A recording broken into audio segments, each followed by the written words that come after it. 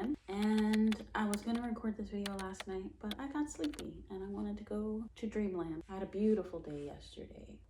I went to, I think it's called Oshi Park here in Japan, and I was invited by a wife, and I'm surprised because I don't really know her very well, right? I think it's the second time I spent time with her. The first time we went to get lunch, and this is the second time.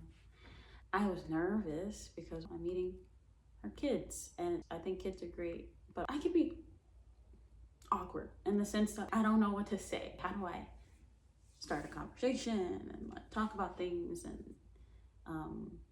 connect with people? Really, that's the reason why I be awkward sometimes, because sometimes I'm trying to figure out like, how do I connect, and I'll be in my head. So much so that time passes and it's quiet, and I didn't really make any connections. This time is so different. It felt so different. I had this thought like, I'm gonna record this, I'm gonna do like a TikTok. We're going to a lavender festival. I think it's at Oishi Park.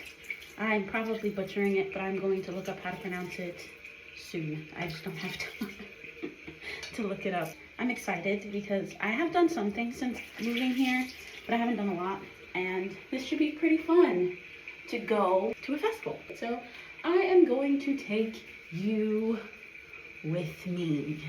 Because let's be honest, your phone always goes with you. So you're with me regardless, even if I post it or not. I'm gonna record some videos. I'm gonna put it on my phone. It's gonna stay in my archive. I might as well take you with me, and I actually might as well share it, because otherwise I'm just gonna be looking at my phone random times of the day after today, just looking at memory photos going, oh wow, what a fun time. But now you guys can share in the fun time. This is amazing. This is incredible. But now I'm just trying to get my stuff together, do my little skincare. I'm trying to get rid of all of my dark spots, courtesy to PCOS, I guess, and imbalanced hormones. But we're gonna get it together. That's the goal. I have to throw out my trash because I have to throw it out between 6 a.m. and 8, and it's like 7:30. So we're gonna see how we get stuff done, because I still have to go take the train. So we have some steps to get through, but we're gonna get through it. I'm excited to go. I'm also nervous because this is the first time I'm meeting this friend's family. Her children are gonna be there, and that should be really, really fun. I'm excited. I'm excited to get out of my comfort zone, get out of my house, and explore a little bit. And then this is my outfit. These are shorts, honestly, well, like jorts, I guess. And it's just simple. Okay, and so let me finish the rest of my stuff before I make myself late with this video. Bye! And I don't know, as I went throughout the day, like, it was cool. I can record different things. I recorded at the park because I thought the park was beautiful, but I didn't want to record it and it was, oh my god, look at that. I felt like I would have missed the moment that I was having while out there. The whole time being there on the drive, I don't drive yet. She drove. It is 2 hours there, 2 hours back. I'm in the car for 2 hours with kids I just met and a woman that I've only hung out with once. And it was the most amazing time that I've had in a very long time. And I think it was because, one, I was confronting a fear of mine, of being in a space with people that I don't know, and connecting with people, being myself. I wasn't forcing a conversation, and neither was I scared to engage in one. It was beautiful in a lot of ways, to be able to sit and just talk about whatever comes up, laugh, and get to know the personalities of her two children, and learn even about her, how she views things and how she feels and speaks about her life, and being able to express how I feel about life and how I speak about my life, family, without judgment. There was just no judgment. It was a beautiful experience, and this is nothing like so new and earth-shattering. But when you recognize how beautiful, when you're finally able to just relax into yourself, it just feels so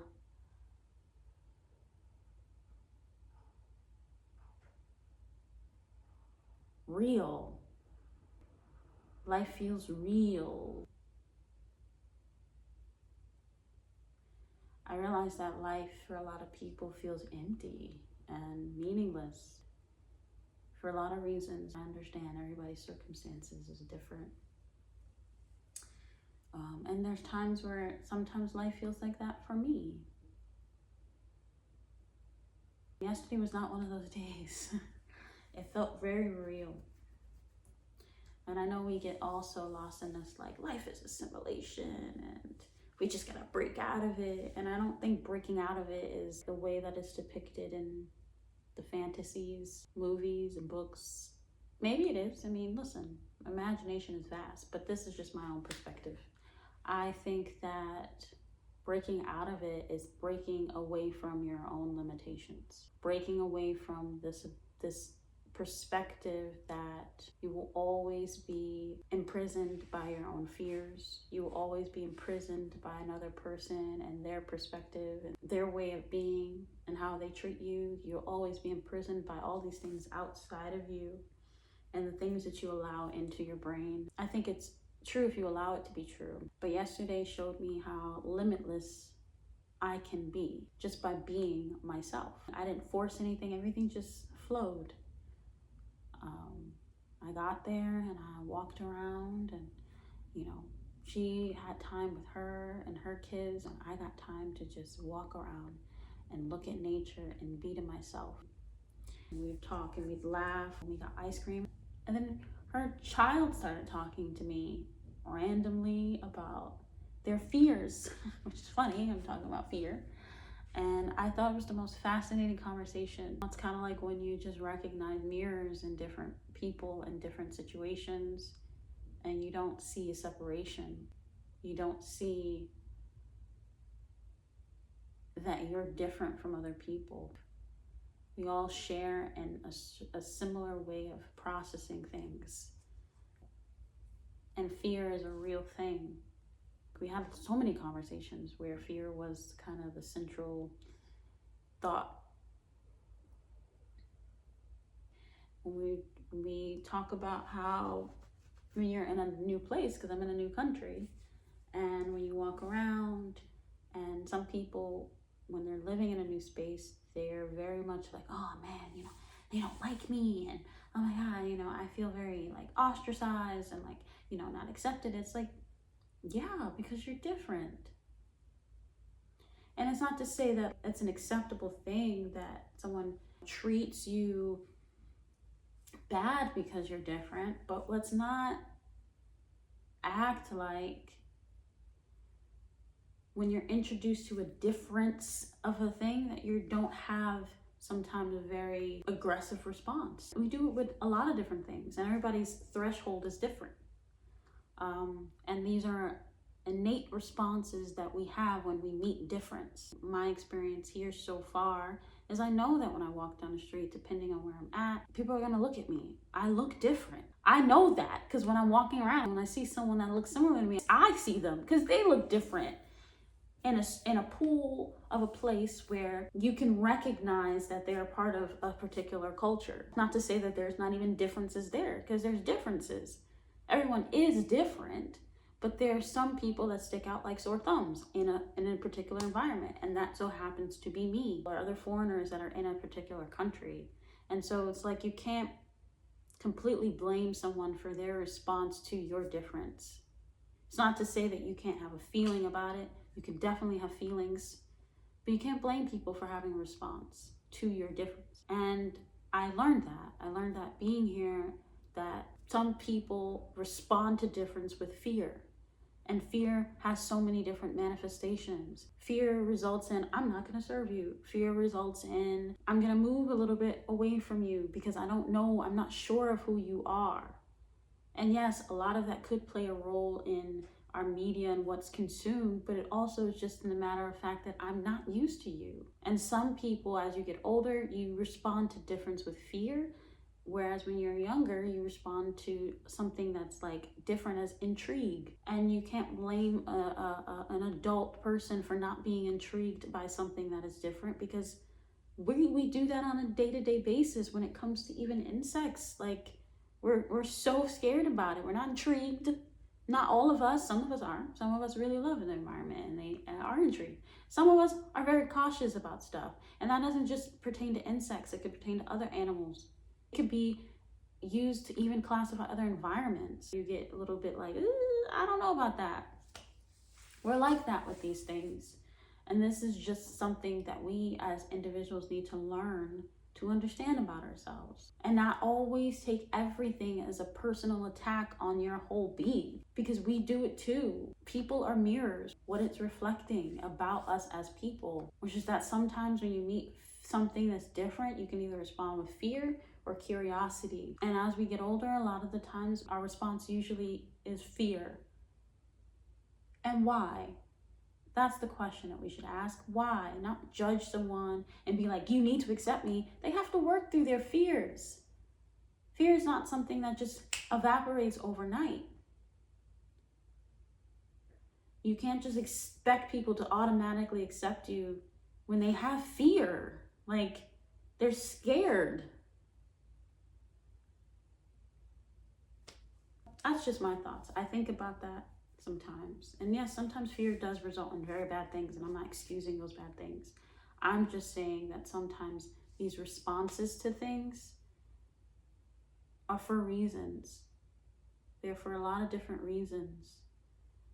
And sometimes for people, it's hard to process something that is different when they're used to certain kind of things. It doesn't mean that you have to change. There's nothing wrong with you. They're just scared. And you have to allow people to just be scared, but continue to be yourself. Continue to be the sweet person that you are, the beautiful person that you are, the honest person that you are. Maybe one day they won't be so scared. They might not interact with you again, but they may interact with someone else and they realize, I don't know why I was so scared. But sometimes when we respond so rude, and it just adds to the fuel that, like, I'm scared of you, because this is now, I know this is the response I'm going to get.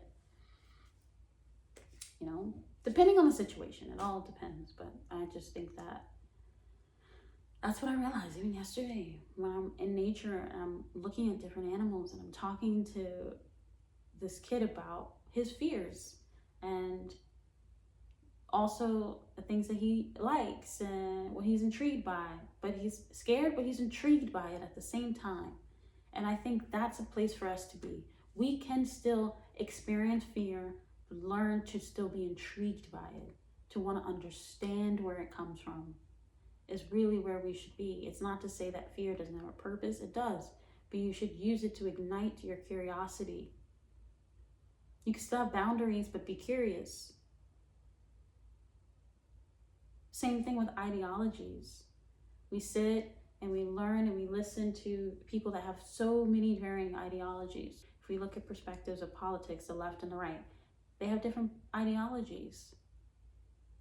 But sometimes it seems in our society that we're scared to have conversations with people from different perspectives. But yet, we're in an environment where we want to cultivate diversity, equity, and inclusion. And this push in the movement of diversity, equity, inclusion is that we negate inclusion of thought and perspective and ideas and values.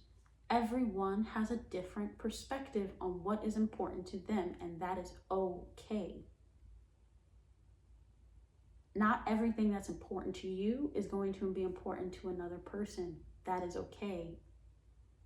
And sometimes we have to learn to try to see another person's perspective. You want to foster a better environment. You can't foster it bulldozing your views onto other people. And that goes for both sides of a spectrum. We live in a place where different people, and that is in every facet of the word. It doesn't just mean difference in appearance. And since that is what exists in this space, to be able to listen is the best key to everything. You do not have to always talk. You have to recognize that just because you have an opinion doesn't mean it's the truth. Just because people agree with you doesn't make you right. but it doesn't mean it's valueless. You can have a discussion with someone that thinks different and not always feel emotionally charged by it. And even if you do get emotionally charged by it, learn to relax a little, because they're just ideas that you're thinking, that you're debating. They're ideas. And ideas always change. Ideas always evolve. Allow that person to explore their identity and their ideas and different thoughts. That is not a bad thing. That's what life's playground is all about. That's what even when you were a kid is all about. Sometimes kids say the most outlandish things, right? But they evolve over time. It's sad when they evolve because you're forcing them to, but they evolve over time. They think through things, their mind changes, they're introduced to certain things and it changes their perspective. But I think that having a conversation, being curious in general when you meet something that is scary and fearful is the best response in anything. It can ease your pain sometimes. It can ease the urgency in your chest when you're met with something you don't understand. When you don't understand something, when you're lost, you don't keep walking, you stop. You listen. And then you make an assessment or you ask a question. I don't know. Those are all the things that kind of came up for me while I was having this outing yesterday. It was just beautiful. I'm scared sometimes. I'm scared of nature a lot. I don't love crawly insects, especially I don't really love spiders. And I don't particularly love centipedes or things like that, or ants and stuff. I don't love them. It's more of I tolerate their existence. But I also recognize the beauty in it. The beauty in another creature living and walking and crawling in this planet. When I got to see so many butterflies and I got to see a ladybug and so many plants and birds and hear the birds and look at the water, and it was just really beautiful to experience nature and how they all exist together. This bird eats this and this eats that and that eats this, but it's still, they all exist together in an ecosystem that we also participate in, that a lot of the times we end up feeling like we're separate from. And we're not. We're not separate from nature. We're not an anomaly. We're a part of it. It's not to say that we're not special. Everything that exists is a special thing. But if we're all special, we're all not special. It's yes and no at the same time, and that needs to be okay. We're still healing, but the only way that you're really going to be able to move through things is to listen. Listen to others, listen to yourself, listen to the environment. You have to be able to pay attention. What would happen if things were quiet? What would you hear? What would you pay attention to? Yeah, yesterday was just a very, very good day for me. Today's gonna be a good day too. I have no idea what I'm gonna do today. We're gonna chart that journey as I go. I'm just in awe of what life is showing me. It's a very, very, very, very beautiful thing. What beautiful things have you experienced lately? I think more people need to hear beautiful things that we experience, because there's so many negative things in the world that are shared. So what beautiful things you experienced lately? Could be something small like, I looked up in the clouds and I saw a smiley face. And that's kind of cool. And share them. So, yeah. That's my little overview of my yesterday and what was on my mind when I just said, yeah, fuck it, I'm just gonna press record and see what comes out of my brain. But yeah, so bye.